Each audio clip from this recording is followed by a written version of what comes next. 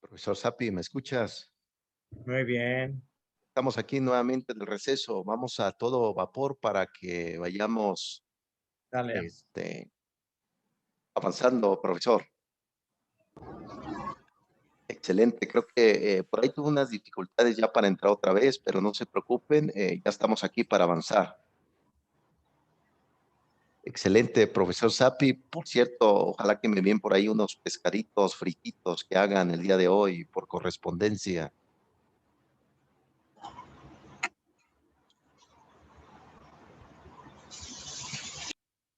Sale pues, profesores. Vamos a entrar en materia.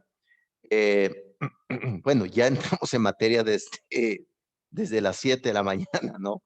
Eso es totalmente certero. Bien, les dejé por ahí el texto, no sé si ya lo pudieron ver, profesores, sobre la profesora Lourdes y la profesora Olga. El libro es un libro completo. Recuerden que yo ando en la búsqueda de libros educativos, sobre todo libros que tengan novedad. Recuerden muy bien que hay diferentes temáticas de libros que algunos pues no aportan, sino dicen algo que ya sabemos. Queremos siempre algo distinto, siempre alguna circunstancia.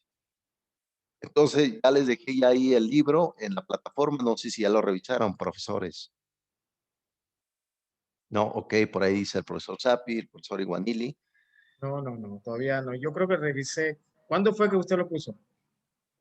Los días lunes siempre subo diseño instruccional de doctorados y califico también actividades los días lunes. El lunes lo revisé, creo que no estaba el martes. Oye, ¿cómo vamos a revisar? ¿Qué dijiste, profesora? No, que hoy vamos a revisar de nuevo. Sí, no se preocupen, tome su tiempo. Recuerden que las actividades son eh, algunos días después para que ustedes vayan organizando. Si claro, ustedes lo van a hacer. Si gustan leer el libro, es un libro como de 300 páginas. Adelante, es de manera libre. Nada más les dejé por ahí algunos capítulos de revisión que se tienen que ir trabajando con base a la gestión educativa. Lo que sí es interesante, y lo comentó el profesor Sapi, tú también lo has apuntalado, profesor Iguanili, la gestión educativa no se reduce simplemente a la parte administrativa, sino es algo cosmológico. Organizar, dar seguimiento al docente, lo acabas de comentar, profesor Sapi, dar precisamente la temática de cómo debería estar la institución educativa, su resguardo. Un ejemplo nada más de esto. Aquí la Ciudad de México, que ustedes estuvieron aquí, conocieron ya la Ciudad de México, que antes era el DF, Distrito Federal, ya entró una nueva normativa y ahorita es Ciudad de México. Pues hace unos días acaba de regresar semáforo amarillo. Estaba en semáforo verde, acaba ya de regresar otra vez, regresó a semáforo amarillo. Y uno reflexiona, bueno, como educador, uno puede pensar, bueno, están regresando ya de forma libre los jóvenes al aula de clases, pues hay un foco de contagio. Es decir, ¿cuál es la condición de la institución educativa de ahora de regreso a clases? ¿Cómo va a estar los profesores? Ahí la dirección, el liderazgo y toda la temática administrativa tiene que ir organizando algunos puntos esenciales. Muy bien, sin más preámbulos, sin más temática, entremos con la profesora Lourdes y la profesora Olga. Yo aprecio a estas profesoras. A comparación del profesor Sapi, yo no soy tan machista. Yo pues hago mis actividades, no soy muy machista con el profesor Sapi. Yo aprecio el conocimiento femenino, aunque déjenme decirles algo, profesores. Lamentablemente se le ha eh, como dispersado a la mujer en la parte educativa. Vemos, por ejemplo, en América Latina, algunas ilustres, por ejemplo, Gabriela Mistral, que fue chilena, ha aportado conocimientos sustanciales en este conocimiento femenino. Entonces, hace falta rescatar la parte de la mujer porque tiene mucho que ofrecer. Lo comentó muy bien la profesora Iguanili, que hacen muchas cosas a la vez. Yo, por ejemplo, a veces estoy cocinando y mi esposa me habla y le digo, no me hables ahorita, estoy cocinando, si no voy a quemar todo, ¿no? Exacto, exacto, exactamente, sí. El profesor Sappi también tiene algo que ver en todo esto, pero fíjese, eso es concepto antropológico. La mujer, como sabemos, fue la que descubrió la agricultura, inventó la agricultura a través de hacer cosas eclécticas, muchas cosas a la vez. El hombre, Maestro, explícame eso, por favor. Por favor, desarrollame ese tema que es la primera vez que yo escucho. sí, sabemos que la mujer a nivel antropológico descubrió la agricultura, descubrió la herramienta de la cosecha, porque hacía muchas cosas a la vez, como se quedaba en casa, cuidando la cueva, cuidando de algunos animales que llegaban, cuidaba a sus crías, tenía que barrer el patio, tenía que barrer el patio, tenía que organizar los alimentos, organizar la despensa, sembrar.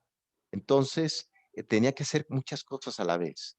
El hombre, como era cazador, tenía que enfocarse en una presa específica, un mamut, una cebra, algún caballo, etcétera. Por eso yo lo he dicho, a nivel antropológico, el hombre como es cazador, y por eso se duerme tan rápido, porque el cazador se dormir, se tenía que dormir arriba de un árbol, arriba de una piedra. Entonces, tenía que tener esas condiciones de dormirse rápido, porque era prácticamente la vida del cazador. Entonces, eso tiene una explicación muy antropológica, la habilidad de hacer muchas cosas.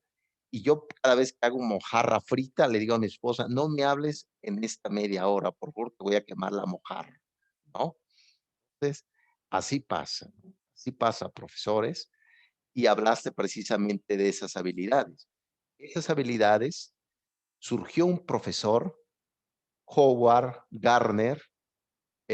Recuerden que hay dos Howard. Howard Barrow fue un médico canadiense que inventó el método de lo que se llama educación basada en problemas. Howard Barrow. Hay otro Howard Gardner, el que está aquí, el que se los presento. Ese libro yo lo tengo, si gustan, se los puedo pasar para que le echen un vistazo. No está de más. ¿Por qué? Porque el aula de clase, la institución educativa, es una diversidad de ideas, de pensamientos, de costumbres, de carácter, de moralidad, sin fin de circunstancias. Howard Gardner es psicólogo, egresado de Harvard.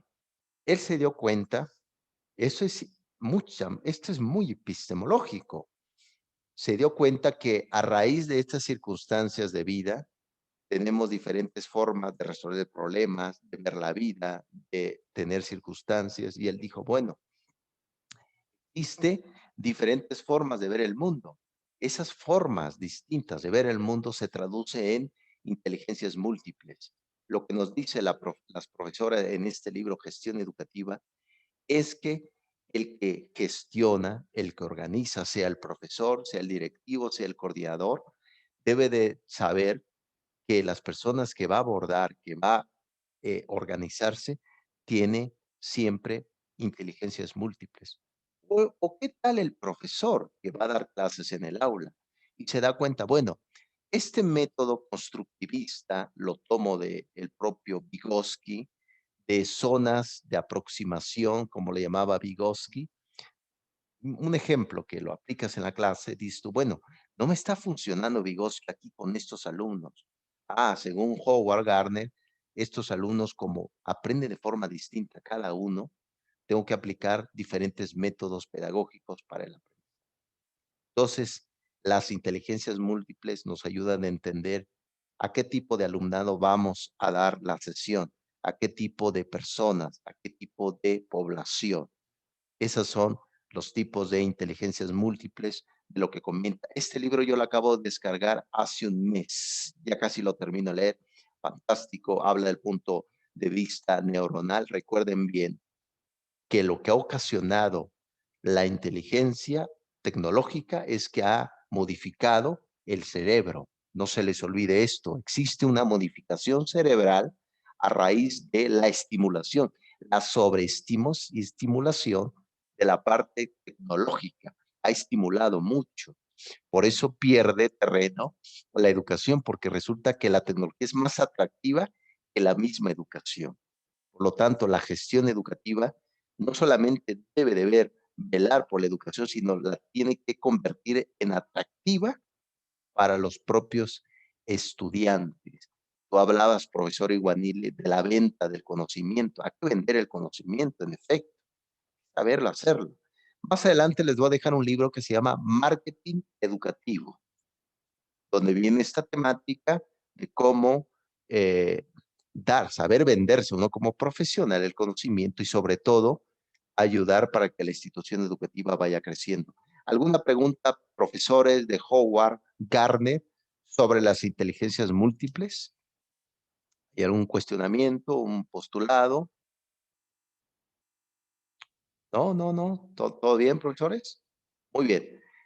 Hace poco yo estaba escuchando a una colega que estudió en Inglaterra y me estaba comentando ahí algún grupo de profesores. Yo los escucho, a veces no digo nada, me quedo callado. Aplico lo de Wittgenstein, ¿no? Lo que a veces cuando no se tenga que decir nada que callar, ¿no? Yo creo que nos hace falta esto de vez en cuando.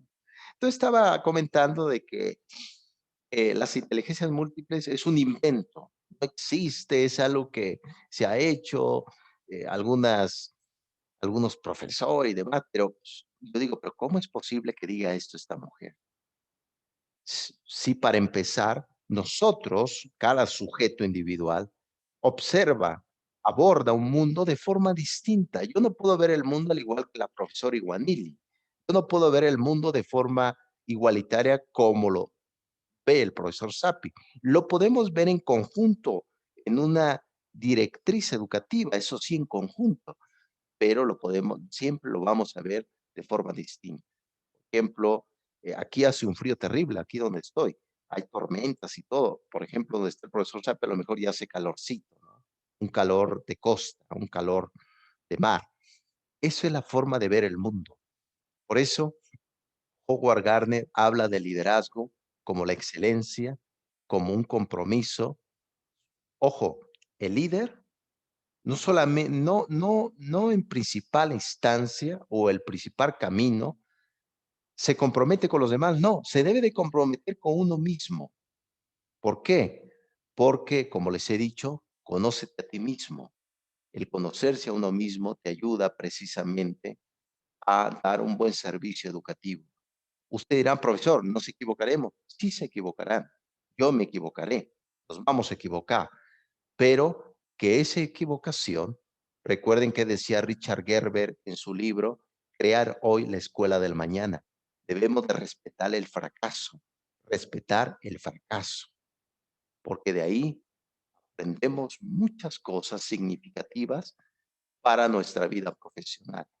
Recuerden, el fracaso es uno de los grandes enemigos de la población juvenil.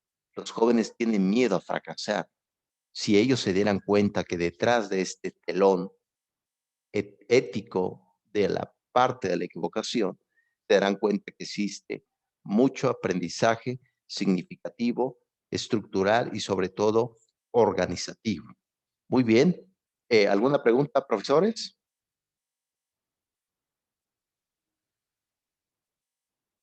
Muy bien, ahí me hace una seña, profesor Sapi, como de votación. Ya ves que aquí en México hacen siempre voten por el PRI, así hacen, así es la seña cuando uno vota por el PRI, ya lo sabemos aquí en México.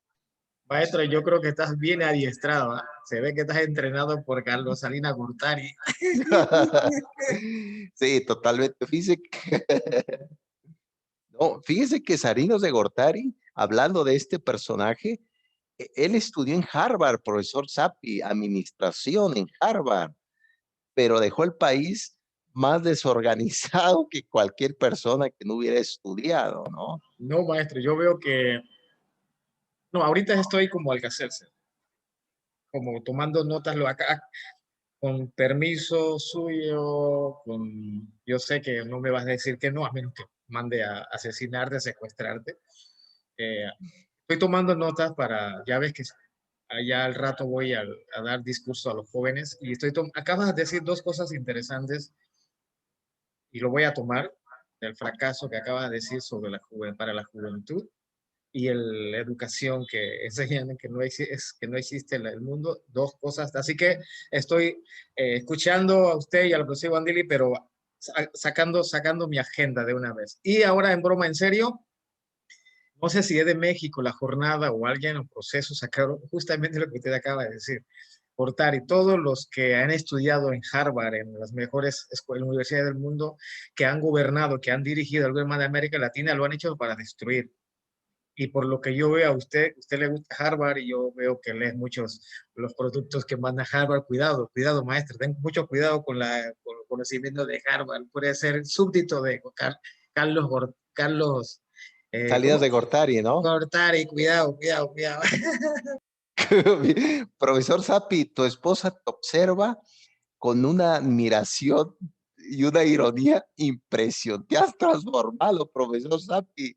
Hay una mentepsicosis en ti, una Ay, metamorfosis. ay, ay, ay. Ay, está bien, está bien, está bien. Sí, miren, yo les he dicho que yo soy un buscador en solitario, comparto con mi esposa muchas cosas. eh, a veces no se puede conseguir los libros de forma inmediata, muchos están en inglés.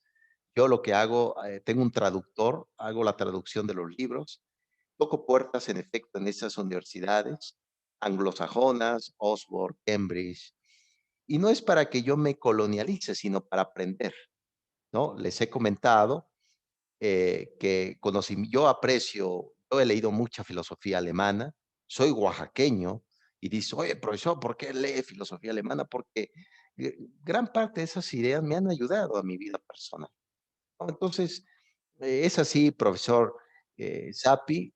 Recuerden que, por ejemplo, aquí en México, Carlos Salinas de Gortari, Harvard, de hecho pertenece al buffet de administración en Harvard, ahorita creo que da clases por ahí. Luego sigue su compinche, Ernesto Cedillo Ponce de León. Él fue, pues, egresado también, Yale, la Universidad de Yale. Recuerden que esta universidad es judía, eh, también, pero han dejado más desorganizado el país que sabrá Dios. Ahorita, de hecho, acaba de asumir como secretario de Economía en México un profesor que estudió en Cambridge. Ojalá, pues, estas ideas de que algún extranjero, ojalá que no lo deje mal. Y además trabajó en Banco Mundial. No cualquiera, o sea, ya viene recetado su cabeza. Sí, viene más que trae por ahí varios Windows, ¿no? Varios Office. Bien, bien, dentro de estas características, profesores de gestión educativa, vienen dos características institucionales. Una de ellas se les llama escuelas planas. Las escuelas planas son las que quieren que el alumno siempre esté sentado en el aula, que esté mirando hacia un lugar específico, como si fuera el efecto Meca. Si sabían esto, el efecto Meca, ¿no? La Meca, ese lugar central de oración para el Islam, se encuentra en Arabia Saudita, es un soberbio cubo de oro, donde supuestamente ahí subió Mahoma a los cielos, está enterrado Abraham, junto con Agar, con sin fin de cosas. Pero aquí en las escuelas planas tiene el efecto Meca, es decir, como los islámicos en cualquier parte del mundo dirigen la oración hacia un lugar, hacia la Meca, de igual forma, los estudiantes dirigen la atención hacia un lugar específico, el pizarrón y el estudiante.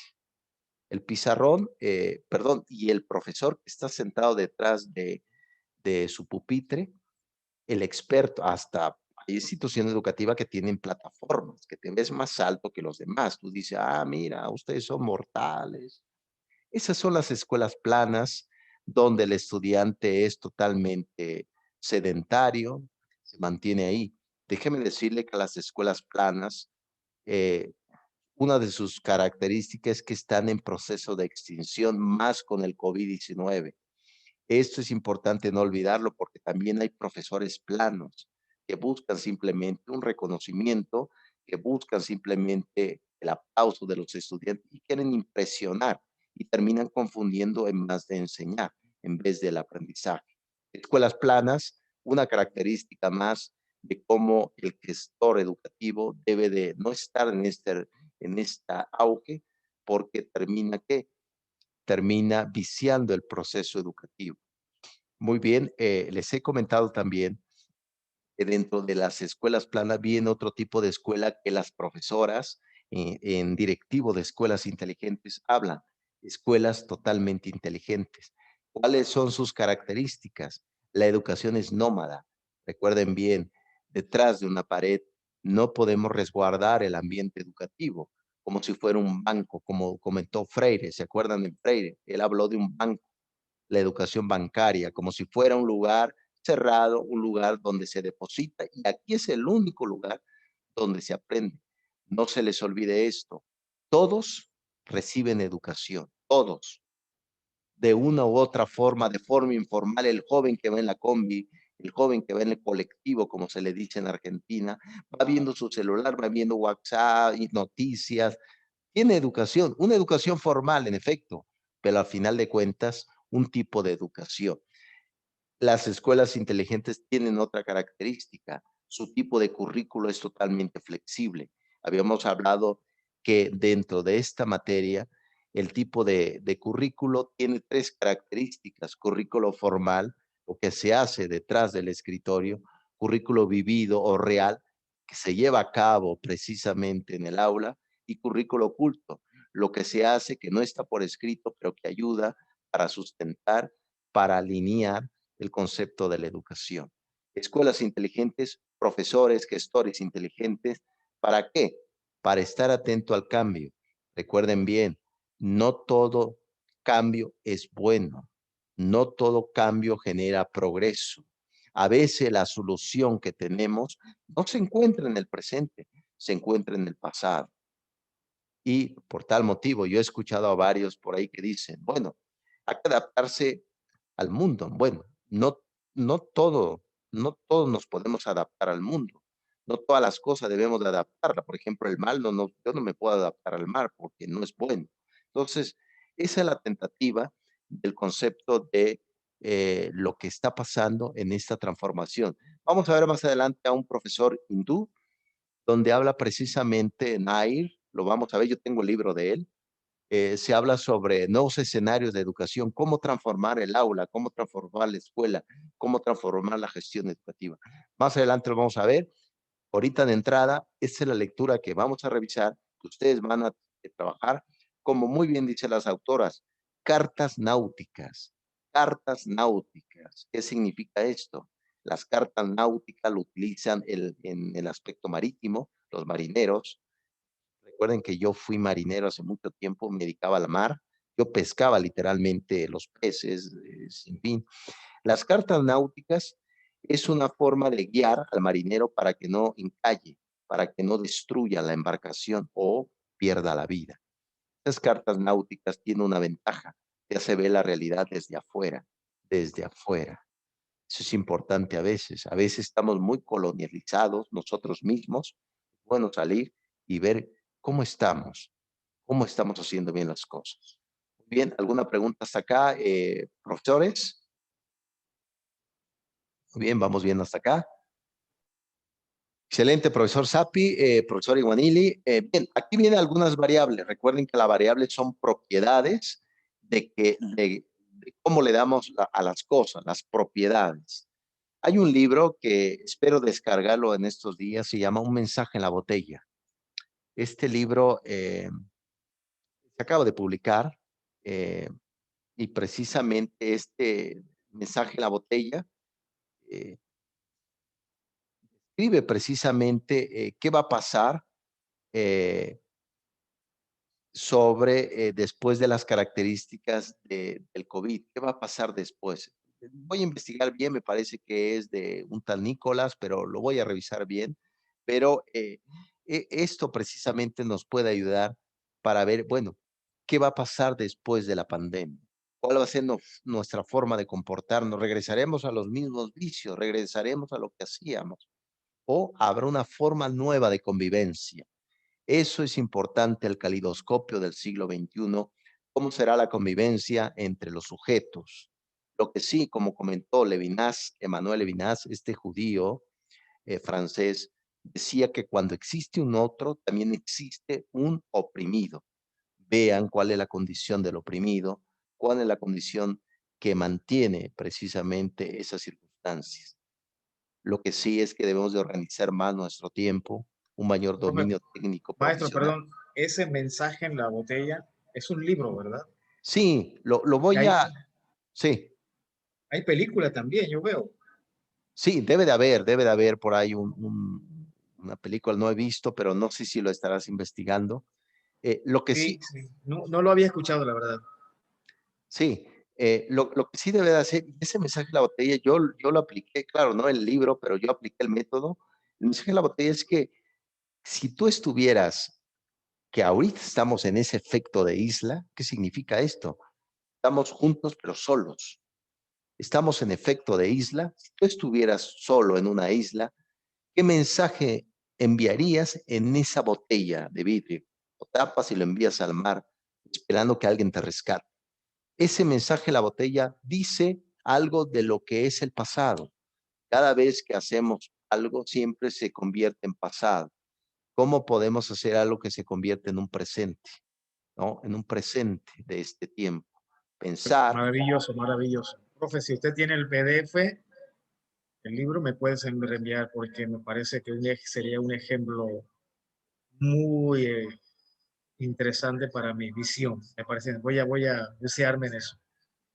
claro que sí, profesor Sapi, voy a buscar el libro y ya te lo envío. Creo que me parece que así se llama, un mensaje a la botella, me parece, un aspecto educativo, pero lo voy a buscar y yo te lo envío para que te ayude precisamente en esta analogía del mensaje a la botella, porque recuerda que estamos juntos pero solos.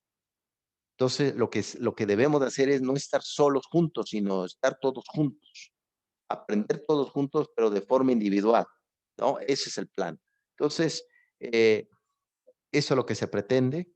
Vemos muchas instituciones educativas ahorita, niños que están separados unos de otros, que no es parte de su naturaleza, necesitan la convivencia.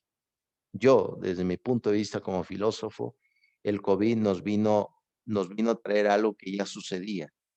Tú lo comentaste la vez pasada. El COVID vino a sacar algo que ya sucedía y que es un exceso de individualismo. Vivimos en un exceso de individualidad. Yo. Entonces, esa es la dificultad que estamos viviendo. En la parte de la gestión educativa, lo yo no sirve, sino los nosotros. Nosotros, ¿qué vamos a hacer nosotros? Una persona en estas escuelas inteligentes no se pregunta qué va a hacer, sino cómo lo vamos a hacer. No ¿qué vamos a hacer? No, sino cómo lo vamos a hacer.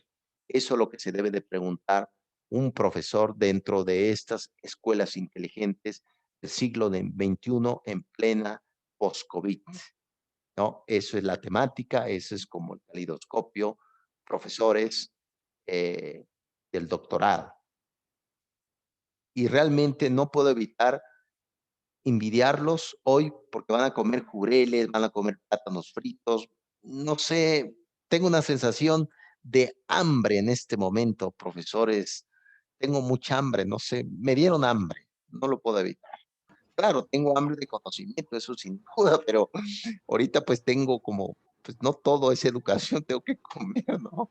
Entonces, dice que luego a mí me pasa, Ya luego voy, huele aquí, ya huele, ya tengo olor a pescado aquí en mi apartamento. híjole, riquísimo realmente. No, quería también comentar lo que usted acaba de decir sobre el trabajo de consulta al cuerpo de docente, ¿no? Que precisamente nosotros, como le hemos comentado, que estamos, las escuelas de las artes de Panamá está en un momento de una situación, bueno, no sé si decirle muy crítica, pero estamos trasladando a Meduca, al Ministerio de Educación, creo que le habíamos comentado, y ahorita estamos en un proceso de revisión de los planes de estudio de cada escuela, y precisamente yo tengo el lunes, yo tengo una reunión, y nos solicitaron hacer títulos que tienen afines a nuestra carrera. Obviamente yo no puedo decidir como directora, yo tengo que llamar al cuerpo de docentes y de eso hablaba Diguar. Ayer tuvimos que hacer una reunión urgente porque el lunes es la reunión. Entonces nos reunimos a las 8:30 de la noche y salimos como a las 10 Y precisamente eso, o sea, ¿qué pensaban los profesores sobre de las licenciaturas que sean afines a nuestra carrera? Porque yo lo que planteaba que no hay que visualizar hoy, sino que ver el futuro, porque lo que estamos ahí nos vamos a desaparecer, nos vamos, nos retiramos, pero hay que ver entonces que los títulos van cambiando conforme también la educación, la sociedad va exigiendo, y los títulos nuestros ya no va a ser solamente énfasis en ballet, sino que quizás licenciatura en danza, pero enfocado a, entonces, eso hay que estudiar para el futuro, porque las licenciaturas van cambiando, ¿no? Constantemente están cambiando las carreras y en danza, la danza tampoco no se queda atrás. Y bueno, yo hice esa pregunta como, ¿cómo lo vamos a hacer? ¿Qué piensan ustedes? ¿Qué propuesta tienen? Entonces ahí estuvimos dialogando, debatiendo y salieron cosas muy interesantes porque realmente hay que trabajar en equipo. No es el jefe que tiene la única razón, sino que cada uno puede aportar. Es un trabajo en equipo y yo soy creyente en eso 100%. En efecto, lo comentas bien, profesora. Con respecto a desaparecer, en efecto, hay carreras que desaparecen, carreras que no son funcionales para la sociedad. Eso no hay que perderlo de vista. Lo que sí es que yo siempre he dicho que hay que desaparecer con estilo, ¿no? Hay que desaparecer con estilo, dejar ciertas connotaciones y pensar precisamente por qué una carrera desaparece y otra se mantiene. Por ejemplo, aquí en México, una de las carreras que acaba de desaparecer se llama petroquímico, un especialista en petróleo, y el petróleo pues va desapareciendo, ¿no? Otro, por ejemplo, una licenciatura que se acaba de abrir en las escuelas Benito Juárez, ¿no? La de Bicentenario en el tiempo de este presidente Obrador. Se llama la licenciatura en béisbol. Ya ves que les había platicado. Entonces dices tú, bueno, béisbol, ¿para qué demonio? Podemos vivir sin béisbol, ¿no? Entonces, eso es importante no perder de vista, sobre todo esa parte, el matiz del mundo educativo. Les he dicho anteriormente que yo lo veo, actualmente vivimos en dos mundos muy paradójicos, como si fuera la paradoja de los gemelos de Isaac Newton, perdón, de Albert Einstein. Albert Einstein tiene un texto que se llama La paradoja de los gemelos. Albert Einstein, y habla, en la paradoja de los gemelos, habla para describir lo relativo del tiempo, en la paradoja. Dice que si un gemelo se fuera al espacio y volviera después de un tiempo, ¿quién se vuelve más viejo, el que fue al espacio o el que estuvo en el planeta Tierra? Y él dijo que el que estuvo en el planeta Tierra, porque en el espacio el tiempo se detiene. ¿Esto qué significa? Pues a veces la escuela se detiene y la sociedad sigue avanzando. Eso es el problema de esta paradoja de los gemelos del propio Albert Einstein, porque a veces los tiempos institucionales no son los tiempos sociales. Lo que se pretende en esta materia es que pensemos cómo hacer los mismos tiempos entre el sector educativo y el sector social. Por eso a veces no se entiende. Aquí en México los normalistas andan quemando, andan alzando la voz, y la sociedad, yo trato de entender como filósofo de la óptica filosófica, pero la sociedad dice, ¿qué es lo que están haciendo? Porque los tiempos de ellos ya no son los mismos tiempos que estamos viviendo. No hay que perder de vista. Y ahora bien, dentro de esta temática vienen varios clubes, ¿no? Debemos de estar dentro de estos clubes de las escuelas inteligentes. Habla de funciones, de preguntas, de hacer. Mucha gente hace preguntas, pero lo que sí debemos de saber es hacer cómo debemos hacer correctamente las preguntas. Y no se les olvide esto. Debemos de vivir para alguien, no para algo.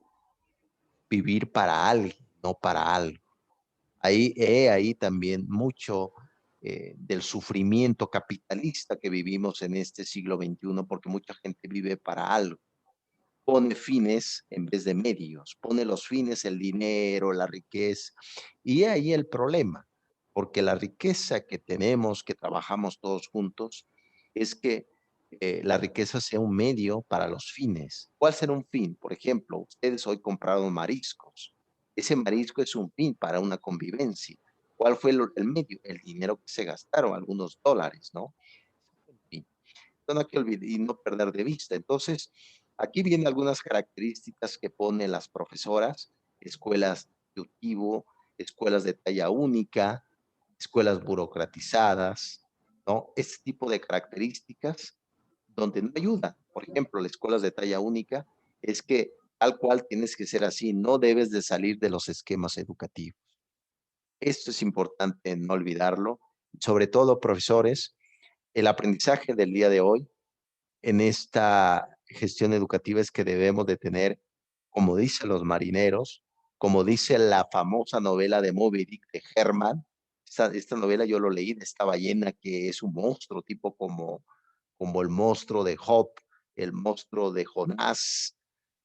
Esta ballena de Herman describe, al igual que las profesoras, cartas náuticas, mapas náuticas, tener un mapa de cómo debemos de trabajar y evitar precisamente escuelas tóxicas, escuelas modelo, pero me mantengo, escuela síndrome Diógenes. ¿Se acuerda de Diógenes, el fundador del cinismo, de la filosofía cínica del siglo III antes de Cristo? Diógenes vivía en un barril. ¿Y qué hacía en ese barril? Jalaba todo para sí, para su mundo. Así a veces somos los profesores, somos tipo Diógenes. Vivimos, pero vivimos hacia nosotros mismos en vez de compartir con los demás un conocimiento que tenga significado para la vida. Pero recuerden bien, profesores, no se les olvide esto que les voy a decir. No podemos predecir un futuro, pero podemos trabajar el futuro en este momento desde el presente. Eso siempre lo he entendido. No podemos predecir el futuro como si fuera un oráculo de Delfos. Podemos sí trabajar desde ahora un futuro para mejorar. Nosotros nos estamos envejeciendo, pero al menos esa forma de envejecer sea con dignidad y sea con estilo. Dejar un aprendizaje para los jóvenes. Bien, profesores, veo por ahí, profesor Sapi, que sigues un poco nervioso por la visita de tu suegra. Pues te vas a cuadrar y ponte a cocinar ya el filete, ponte a cocinar el filete, profesor Sapi.